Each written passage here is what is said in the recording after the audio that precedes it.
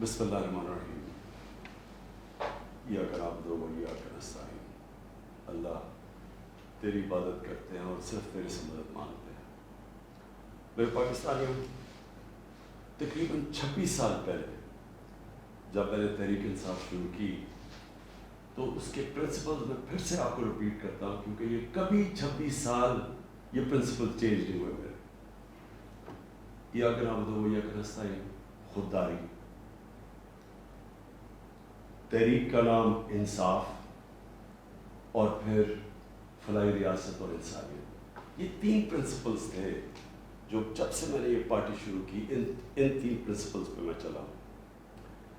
تو میں 2 کے اوپر آج بات کرنا چاہتا ہوں خاص طور پہ. ایک ہے خودداری اور دوسری انصاف. جو سپریم کورٹ کا فیصلہ آیا، مایوسی ہوئی مجھے، لیکن میں یہ واضح کر دوں کہ سپریم کورٹ اور پاکستان کی عدلیہ کی میں عزت کرتا ہوں. میں نے ایک ہی دفعہ جیل گزاری ہے، اور وہ آزاد عدلیہ کی تحریک کے اندر میں جیل میں گیا، کیونکہ یہ میرا ایمان ہے کہ جب تک ایک ملک کے اندر انصاف نہیں ہوتا، کوئی بھی مہذب معاشرہ اس کی بنیاد انصاف پہ ہوتی ہے، اور جو انصاف کے گارڈین ہوتے ہیں وہ آپ کی عدلیہ ہوتی ہے. تو میں یہ کہتے ہوئے مجھے افسوس ہوا، اور افسوس کیوں ہوا میں یہ اپنی قوم کے سامنے واضح کر دوں. جو بھی عدلیہ کا فیصلہ ہم ایکسیپٹ کرتے ہیں، افسوس اس لیے ہوا کہ جو ڈپٹی اسپیکر نے جو اسمبلی پروگ کی تھی، اس کی وجہ کیا تھی؟ اس کی وجہ یہ تھی آرٹیکل 5، یعنی کہ بیرونی مداخلت ہوئی تھی پاکستان کے عدم اعتماد پہ.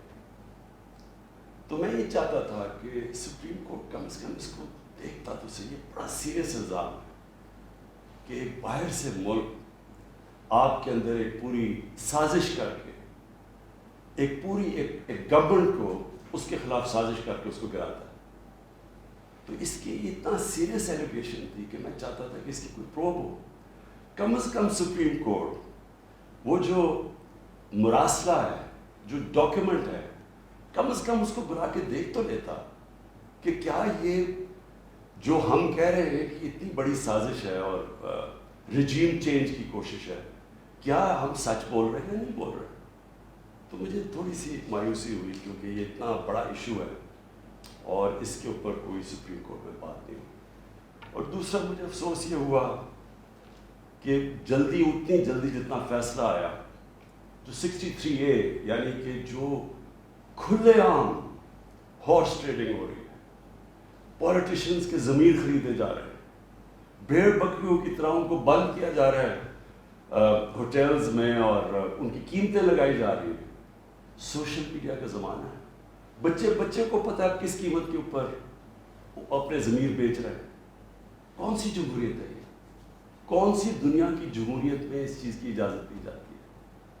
اور جو سب سے بڑا انصاف کا فورم ہے عدلیہ، اس سے ہم ایکسپیکٹ کرتے تھے کہ کم از کم اس کے اوپر اور کچھ نہیں تو سو موٹر ایکشن لے، کیونکہ یہ تو ایک مذاق بن گیا ہے پاکستان کی ڈیموکریسی کا. کیونکہ یہ تو کہیں اتنے کھلے عام تو میرے خیال میں بنانا ریپبلکس میں بھی سیاستدان نہیں بکتے جو یہ بک رہے تھے اور بک رہے ہیں. اور وہ دیکھیں ابھی جو پنجاب میں ہو رہا ہے، کبھی وہ واری کے اندر لوگ بند ہیں جناب، ان کو نکل رہا ہے گارڈز. یہ تو کوئی جمہوریت نہیں ہے. لیکن اس سے جو سب سے تکلیف دہ چیز ہے کہ دیکھیں، ایک قوم جس کی 60% سے زیادہ آبادی 30 سال کی عمر سے کم ہے، یہ ہماری یوتھ ہے، یہ ہمارا فیوچر ہے. اور فیوچر کو آپ اگر گائیڈ نہیں کریں گے، ان کی تربیت نہیں کریں گے، ان کی اخلاقیات کو اٹھائیں گے نہیں، اس طرح کی چیزیں کریں گے، تو وہ بھی یہ سمجھیں گے کہ اگر ملک کے جو لیڈرشپ ہے، یہ ریپرزینٹیٹیوز ہیں، یہ اگر رشوت دے کے لوگوں کو خرید رہا ہے، کوئی بک رہا ہے، کوئی خرید رہا ہے، تو ان کی ہم کیا مثال پیدا کر رہے ہیں؟ یعنی یہ کس طرف جا رہا ہے پاکستان. اور یہ پہلے بھی یہی شریف برادران نے شروع کی تھی چانگا مانگا، آج سے کوئی 30-32 سال پہلے. یہ تب شروع ہوا تھا، یہ بھیڑ بکریوں کی طرح سیاستوں کو خریدنا. اور تب سے سیاست اور نیچے گئی ہے کہ جیسے لوگوں کو یہ پتہ چلا کہ یہ بک رہے ہیں، لوگوں سے ووٹ لے کے آ رہے ہیں کہ ہم آپ کی بڑی خدمت کریں گے، وہاں جا کے لوگوں کی ووٹ لے کے اپنے ضمیر بیچ رہے ہیں، اور پھر ریزرو سیٹس والے بک رہے ہیں. ریزرو سیٹس تو ایک تحفہ دیتی ہے ایک پارٹی کسی کو، وہ بکے ہوئے ہیں، وہ کھلے عام بک کے اور وہ دوسری طرف گئے ہوئے. تو میں صرف ایک اب ایز اے پاکستانی بات کر رہا ہوں کہ جو ایک خواب دیکھتا تھا شروع سے کہ ایک بڑا ہمارا عظیم ملک بنے گا، اور میری یہ کبھی خواب نہیں گئی، میرا یہ بلیف ہے کہ اس ملک نے بڑا ایک عظیم ملک بننا ہے، اور یہ ایک اسٹرگل ہے اس طرف جانے کے لیے. لیکن بہت بڑا دھچکا لگتا ہے اس اسٹرگل کو جب آپ یہ تماشا دیکھ رہے ہیں. تو دونوں چیزیں بڑی سیریس ہیں ملک کے مستقبل کے لیے. تو میں صرف میری مایوسی یہاں تک ہے، ہم نے عدلیہ کا فیصلہ تسلیم کیا، لیکن میں اس میں ضرور مایوس ہوں کہ اوپنلی جب یہ چیزیں ہو رہی ہیں پاکستان میں، اس کے لیے کوئی سیریسنس نہیں ہے. یعنی جو بھی انصاف کے ادارے ہیں، جو ہماری پبلک ہے، وہ جب تماشا دیکھ رہی ہے، تو میں ایکسپیکٹ کر رہا تھا کہ کوئی بھی اس کے اوپر، جو میں میری زندگی کتنے 20 گرمیاں گزری ہیں انگلینڈ میں، اور کافی اور بھی میں نے ٹائم گزارا، دنیا ٹریول کرتا تھا، کرکٹ میں میں ساری دنیا میں گیا ہوں. میں نے کبھی اس طرح کی چیز کسی بھی ویسٹرن ڈیموکریسی کے اندر نہیں دیکھی، کبھی سنا بھی نہیں ہے. نہ کوئی سوچ سکتا کسی کو خریدنے کا، نہ کوئی اپنے آپ کو اپنا ضمیر بیچنے کا سوچ سکتا ہے، کیونکہ معاشرہ اس کے خلاف کھڑا ہو جاتا ہے. جو میں نے اپنے لوگوں کو امر بالمعروف پہ بلایا تھا یہاں اسلام آباد میں، وہ اس لیے بلایا تھا کہ میں اپنی قوم کو یہ بتا رہا تھی آپ کی ذمہ داری ہے کہ جب آپ ایسی چیز دیکھتے ہیں، اگر آپ بدی کو کچھ نہیں کرتے، روکتے نہیں، وہ پھیل جاتی ہے معاشرے میں. وہاں جو میں نے دیکھا ہوا ہے ان معاشروں کے اندر جو مسلمان بھی نہیں ہیں، آپ یقین کریں جس طرح وہ امر بالمعروف پہ کھڑے ہوتے ہیں، میں تو کسی مسلمان معاشرے کو بھی اس طرح نہیں کھڑے ہوتے دیکھا. آپ ہمارے بیرون پاکستانی ہیں، کبھی ان سے پوچھے تو صحیح کہ کس طرح وہ معاشرے اچھائی کے ساتھ کھڑے ہوتے ہیں، بدی کے خلاف ہوتے ہیں، حق کے اوپر کھڑے ہوتے ہیں، باطل کے خلاف کھڑا ہو جاتے ہیں، قوم کھڑی ہو جاتی ہے. جب برطانیہ میں 20 لاکھ لوگوں کے ساتھ میں نے بھی مارچ کیا آج سے 20 سال پہلے عراق وار کے خلاف، تو برطانیہ کو فائدہ ہو رہا تھا عراق وار سے، وہ تیل کی جنگ تھی، لیکن لوگوں نے نکلے، انہوں نے کہا آپ بڑا غلط کر رہے ہیں، آپ جھوٹ بول رہے ہیں. تو قوم نکلی. یہ زندہ قوم کی نشانی ہے. تو میری آج اپنی قوم سے بھی یہ ہے کہ وہ، اور میں آپ کو بعد میں اس کے اوپر بھی آؤں گا جب میں اپنی تقریر ختم کروں گا کہ آگے ہم نے کرنا کیا.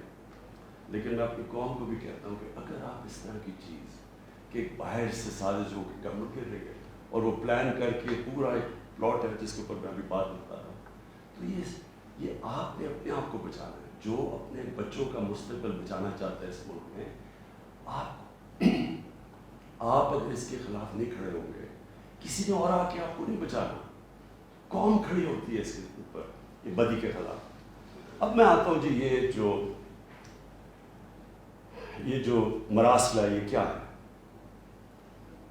پہلے تو یہ سمجھ لیں اس کو ایک سائفر ایک ہوتا ہے. سائفر کا مطلب کیا ہے؟ سائفر یہ ہوتا ہے کہ ہماری جو ایمبسیز ہوتی ہیں باہر، وہ فورن آفس کو ایک کوڈڈ میسج پہ سیکرٹ میسیجنگ کرتی ہے کہ جو بھی ان کی انٹریکشن دوسرے ملکوں میں ہو رہا ہوتا ہے.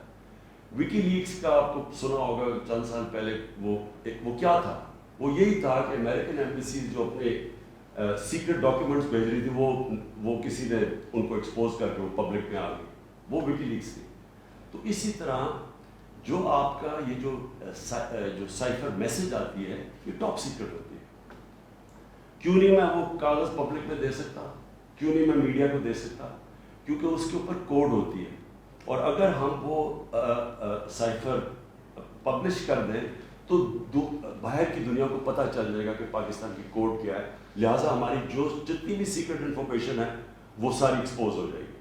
اس لیے میں یہ پبلک کو نہیں دے سکتا. لیکن آپ یقین کریں کہ میں اتنا میرا دل ہے کہ پبلک یہ خود اپنی آنکھوں سے دیکھے کہ یہ کیا تھا. اب میں آپ کو بتاتا ہوں یہ ہوا کیا. ہوا یہ کہ ہمارا امریکہ میں جو ایمبیسڈر تھا اس کی ایک ملاقات ہوئی امریکن آفیشل کے ساتھ.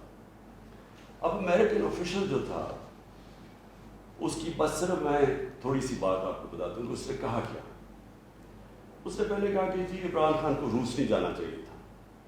وہ بڑا اس نے کوشش کی ایمبیسڈر نے بتانے کے لیے کہ اس کی وجوہات کنسنسس تھا, پہلے سے پلان بنا ہوا تھا, لیکن اس نے کہا نہیں صرف عمران خان نے فیصلہ کیا.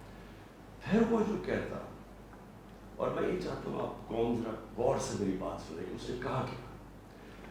اس نے کہا کہ اگر آپ عمران خان کو یہ, اور اس نے کہا اب یہ عدم اعتماد درج نہیں ہوا تھا پاکستان میں, اس سے پہلے یہ کہہ رہا, یعنی اسے پتا تھا کہ عدم اعتماد آنے والی ہے. کہتا کہ اگر عمران خان اس میں سے بچ جاتا ہے عدم اعتماد سے تو پاکستان کو بڑا مشکل یعنی کانسیکوینسز فیس کرنے پڑیں گے. تکبر دیکھیں کہ اگر عمران خان یعنی سٹنگ پرائم منسٹر اگر وہ نہیں ہٹتا اس میں سے تو پاکستان کو نقصان ہوگا. اور پھر کہتا لیکن اگر وہ ہار جاتا ہے تو پاکستان کو معاف کر دیا جائے گا. یعنی یہ بھی نہیں اس نے کہا کہ اگر وہ نہیں آتا تو جو بھی دوسرا آئے گا پہلے ہم دیکھیں گے وہ کیا کر رہا ہے پھر ہم اس کو معاف کریں گے. اس نے کہا جو بھی آئے گا معاف کر دے گا, یعنی کہ اس کو پتا تھا کہ کس نے آنے, کس نے اچکن سلوائی ہوئی ہے, کون تیاری میں بیٹھا ہوا, اسے سب پتا تھا, تو اس کو معاف کر دے گا. اب میں آج آپ کے سامنے جو یہ میں اصل میں جو بات کرنا چاہتا ہوں وہ یہ کہ دیکھیں ہم 22 کروڑ لوگ ہیں. 22 کروڑ لوگوں کے لیے کتنی توہین ہے کہ ایک حکم دے رہا ہے 22 کروڑ لوگوں کے الیکٹڈ سربراہ کو, وہ پتہ نہیں وہ کس کو حکم دے رہا ہے, کیونکہ میں چیف ایگزیکٹو ہوں, مجھے نہیں دے رہا, وہ کسی کو کہہ رہا ہے کہ اگر یہ آپ کا پرائم منسٹر بچ جاتا ہے تو آپ کو فیس کرنے پڑیں گے کانسیکوینسز. اور پھر کہتا ہے کہ اگر یہ ہٹ کر دیں معاف کر دیں گے ہم آپ کو. میں صرف آپ کو یہ کہنا چاہتا ہوں کہ میرے پاکستانیوں, اگر ہم نے اس طرح ہی زندگی گزارنی ہے تو ہم اپنے آپ سے سوال پوچھیں کہ ہم آزاد ہوئے کیوں تھے, ہم کیوں 23 مارچ کو سیلیبریٹ کرتے ہیں, ہم کیوں جناب 14 اگست کو بڑا جشن مناتے ہیں. اگر ہم نے اسی طرح رہنا ہے کہ باہر سے حکم آ رہا ہے کہ جی آپ نے اگر اس کو نہ ہٹایا, اور پھر ہوتا کیا کہ وہ شروع ہو جاتی ہے ایک دم ہمارے لوگ جانے شروع ہو جاتے ہیں, ہمارے جو اپنی پارٹی کے ایک دم پتہ چلتا ہے کہ ان کو ایک دم پتہ چلا کہ وہ تو جی تحریک انصاف تو بڑی گورنمنٹ بہت ہی بری ہے, عمران خان کی ساری برائیوں ان کو پتہ چل جاتی اور وہ سارے ادھر اور ان کو بند کرنا شروع کر دیتے ہیں سندھ ہاؤس میں, اور وہ سارے ایک دم سارا ڈرامہ شروع ہو جاتا ہے. میڈیا کے اندر بھی پیسہ چل رہا ہوتا ہے, میڈیا کی یعنی میڈیا کو بھی شرم نہیں آئی کہ ایک لوگ پارٹی کی ٹکٹ پہ الیکٹ ہو کے دوسری پارٹی میں جا رہے ہیں, سب کو پتا پیسے لے, وہ بھی اس کی سپورٹ کرنا, بڑا جشن بنایا جا رہا ہے جی وہ گورنمنٹ کر رہی ہے, یعنی جس طرح کوئی بہت بڑا کارنامہ ہو گیا ہے.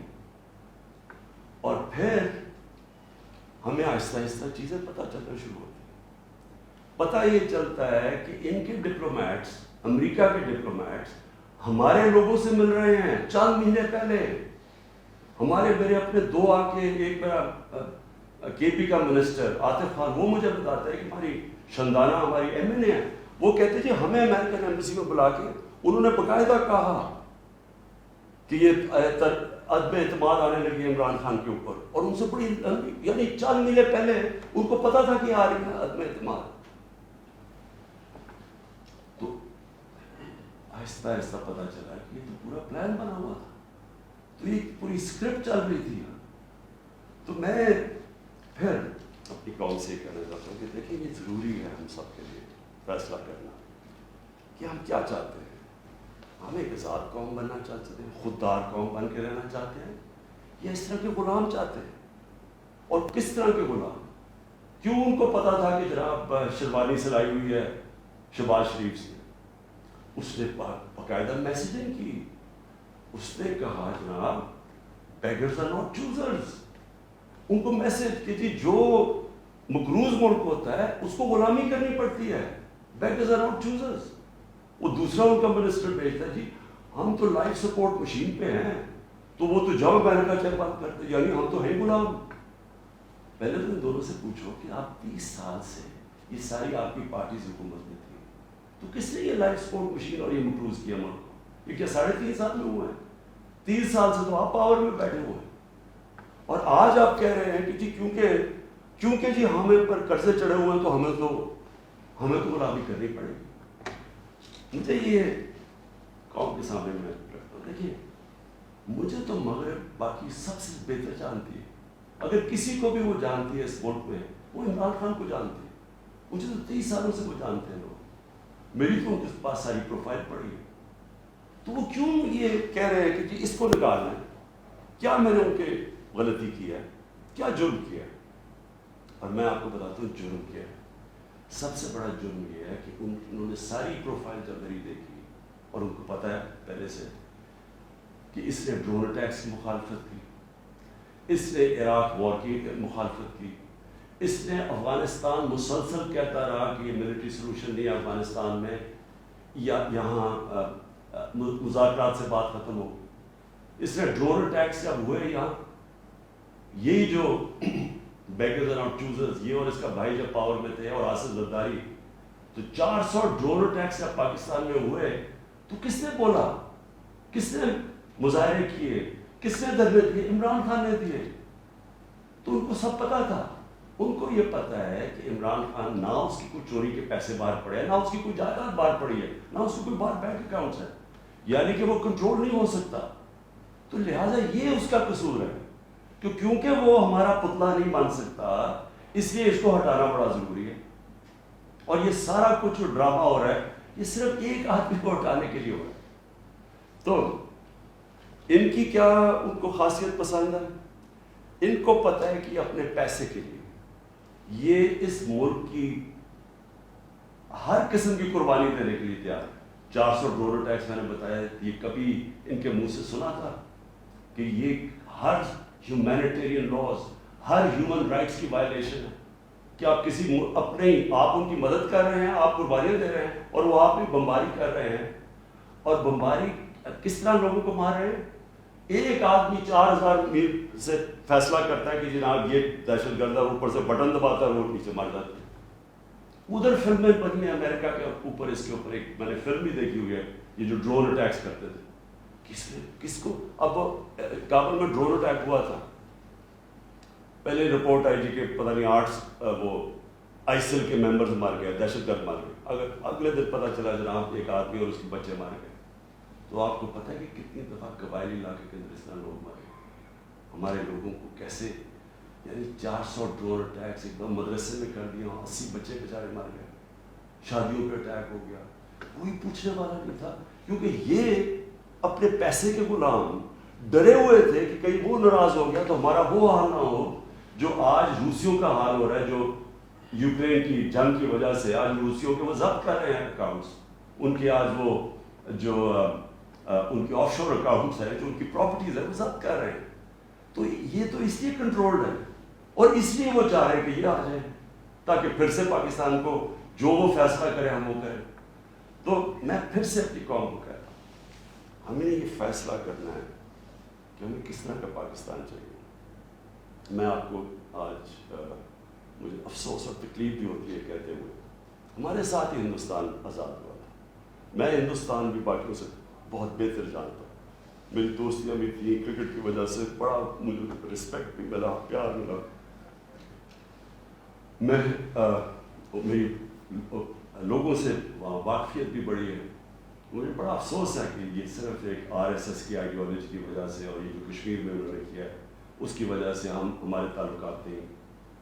لیکن میں آپ کو یہ کہہ دوں کہ وہ ایک بڑے خوددار قوم ہے، کبھی کسی کی جرت نہیں ہے کہ وہاں اس طرح کی بات کریں، کسی سپر پاور کی جرت نہیں ہے کہ وہاں یہ بھی تصور کر دیں کہ جناب وہ یہی کہہ دیں کہ جناب اپنے فورن ریلیشن میں وہ کہیں جو ہم کہہ رہے ہیں۔ اب دیکھ رہے ہیں وہ روسیوں سے حالانکہ ساری سینکشنز لگی ہوئی ہیں، وہ کہہ رہے ہیں کہ ہم تیل امپورٹ کرتے ہیں ہمارے لوگوں کی بہتری ہے۔ تو عمران خان کا بھی یہی پرابلم ہے۔ میں یہ کہتا ہوں کہ کسی سے ہماری لڑائی نہیں ہے، نہ میں کسی کا اینٹی ہوں، نہ کسی ملک کا اینٹی ہوں، میں صرف یہ کہتا ہوں کہ جو میرے لوگوں کے فائدے کے لیے پہلی چیز وہ ہے میرے 22 کروڑ لوگوں کے لیے، اس کے بعد میں دنیا کی باقی چیزیں ماننے کے لیے تیار ہوں، لیکن میں اپنے لوگوں کو قربان نہیں کر سکتا کسی اور قوم کی خاطر جو ہم نے وار آن ٹیرر پہ کیا۔ 80,000 اپنے لوگ ہم نے مروائے، ملک تباہ کروا دیا۔ کوئی پوچھے بھی قبائلی علاقے میں، کبھی لوگوں سے تو پوچھے ان کے اوپر گزری کیا تھی۔ 35 لاکھ لوگوں نے نقل مکانی کی۔ کبھی کسی نے اسیس کیا کہ اس ساری جنگ میں ہم جو گئے، کبھی کوئی کمیشن بیٹھی ہے وہ یہ بتائے کہ ہمیں ملا کیا ہے؟ میں آپ کو بتاتا ہوں، ہمارے یہاں جو صاحب اقتدار ہے وہ ڈالرز کے لیے میں آپ کو کہہ رہا ہوں ہمیں جنگوں کے اندر پھنسا دیتے ہیں۔ ہم جب سوویت یونین کے خلاف جو ہم فرنٹ لائن اسٹیٹ بن گئے تھے، اگر ہم ڈالر امریکہ سے ایڈ لیے بغیر کرتے تو وہ بہت اچھی چیز تھی۔ ہم پھر اپنے بھائیوں کے لیے، افغانستان ان کی آزادی کے لیے مدد کر رہے تھے۔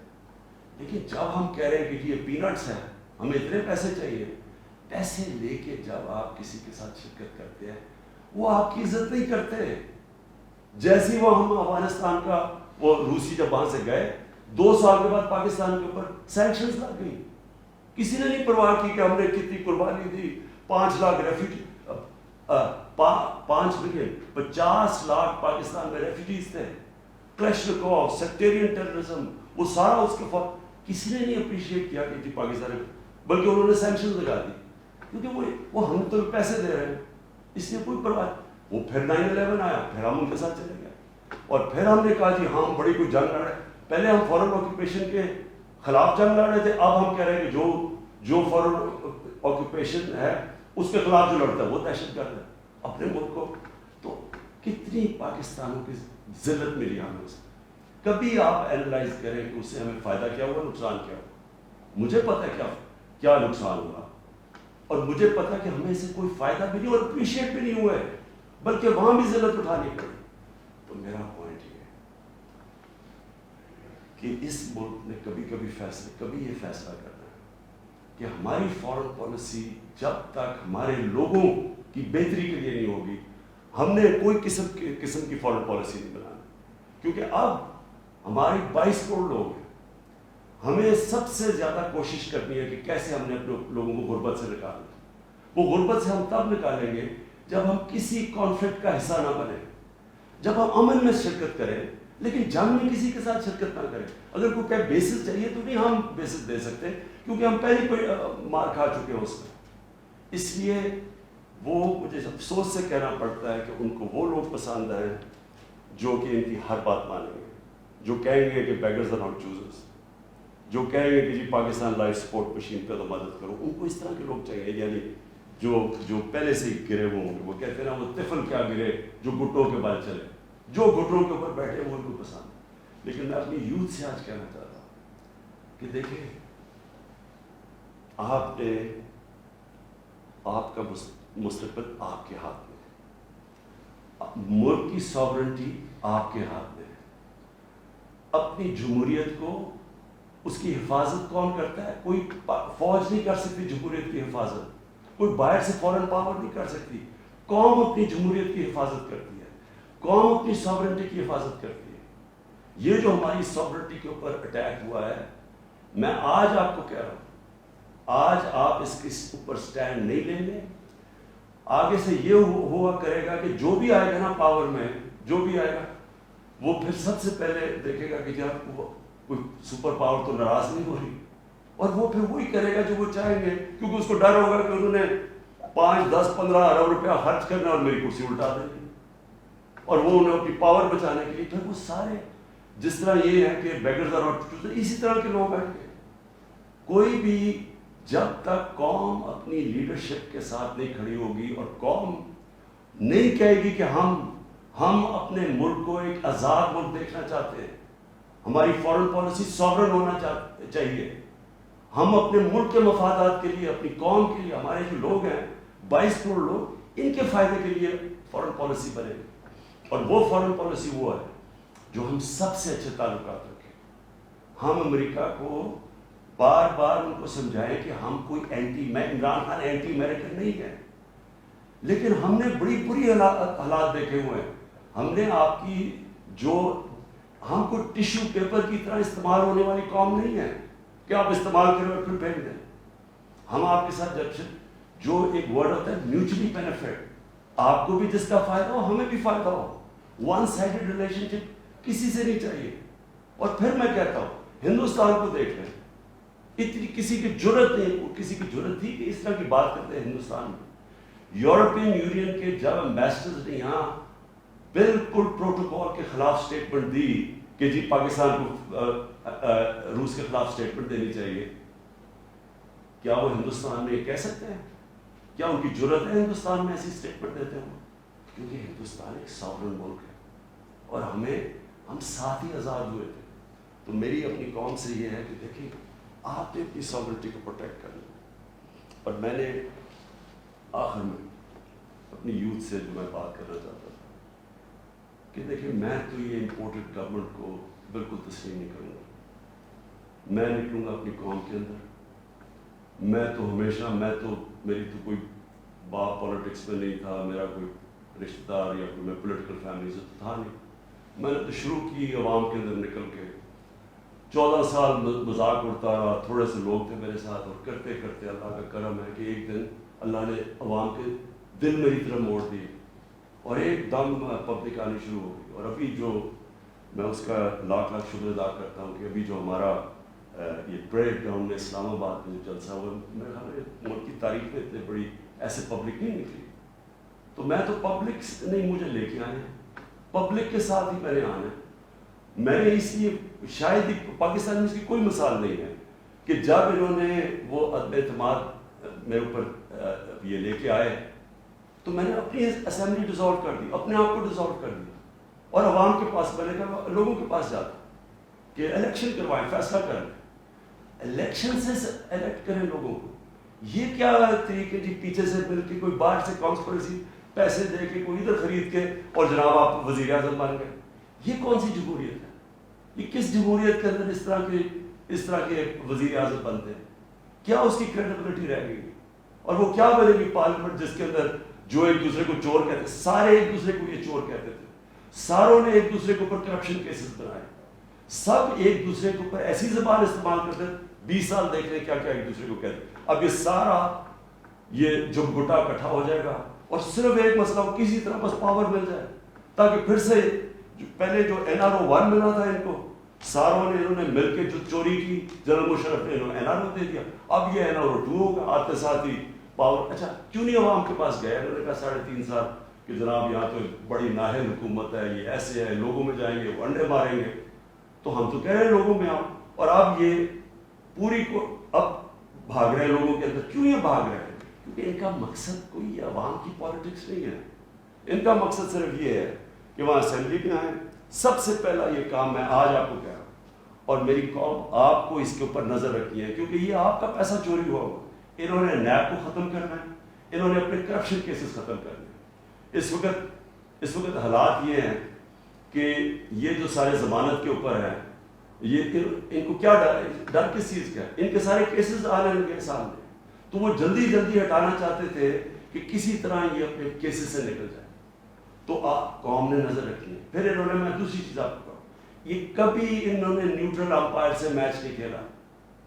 ان کا سب سے بڑا خوف یہ ہے کہ وہ جو EVM مشین ہے جو ہندوستان میں بھی ہے, جو جوڈیشل کمیشن بنی تھی 2015 میں, اس کی فائنڈنگ صرف یہ تھی کہ جتنے بھی مسئلے آئے ہیں اگر آپ EVM مشین لے آئیں تو وہ سارے مسئلے حل ہو جائیں. ہم نے تو اس لیے لے کے آئے ہیں.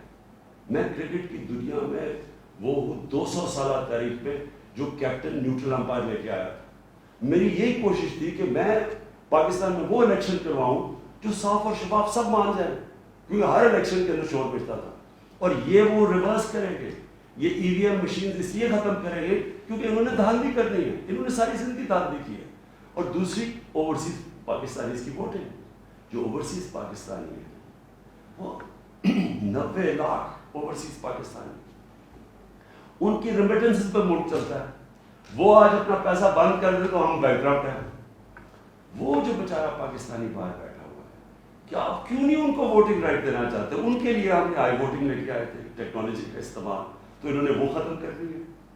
یہ اور پھر انہوں نے پوری گیم تیار کر کے تاکہ سارے اپنے نیچے لوگ لگ جائیں، ان کے جو بیوروکریٹس جو پرانے ان کے اپنے ہیں وہ لگا کے پھر میچ فکس کر کے انہوں نے الیکشن میں ڈالا. اور وہ یہ سارا مسئلہ اگر یہ ڈیموکریٹس ہیں اور ان کو باقی جمہوریت کی فکر ہے تو الیکشن اناؤنس کریں.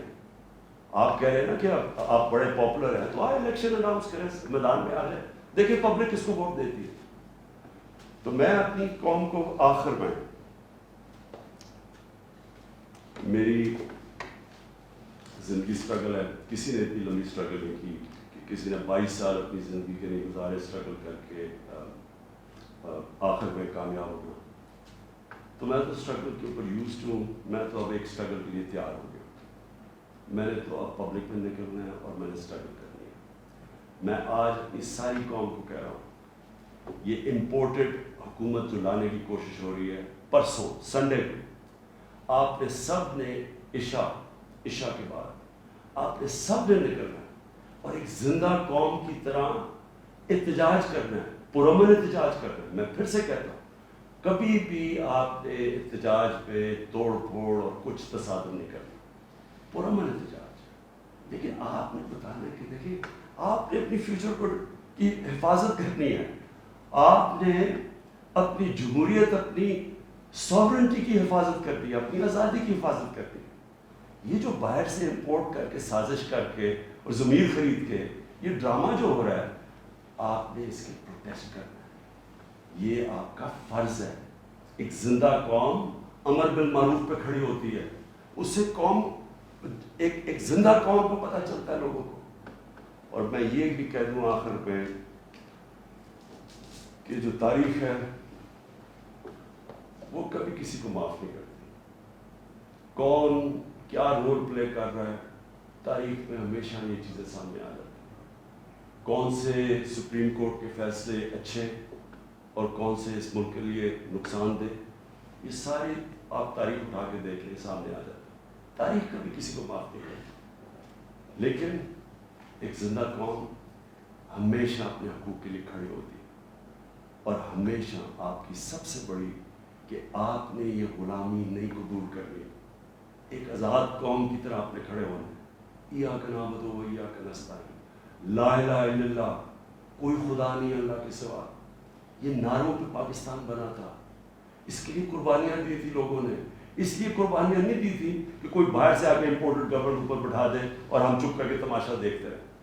یہ اس لیے نہیں لوگ کو، اس لیے وہ ہندوستان میں جو بیچارے مسلمانوں کے اوپر آج کل اتنے برے حالات ہیں، وہ انہوں نے بھی ووٹ دی تھی پاکستان کے لیے. انہوں نے اس لیے نہیں دی تھی کہ ہم آ کے ایک کیا امپورٹڈ گورنمنٹ کے نیچے ہم بیٹھ جائیں اور ہم جی حضوری کریں اور ہم کہیں ہم تو بیگرز آر ناٹ چوزرز. اس لیے نہیں پاکستان بنا تھا. تو آپ نے وہ پاکستان کی خواب کے لیے پرسوں سب نے آپ نے نکلنا ہے، عشاء کے بعد پرامن احتجاج کرنا ہے. اور میں اب آپ کے ساتھ ہوں گا، میں آپ کے ساتھ پوری اسٹرگل کروں گا. میں کسی صورت تسلیم نہیں کروں گا کہ کسی قسم کی امپورٹڈ گورنمنٹ اس ملک کے اوپر مسلط کی جائے. پاکستان پائے.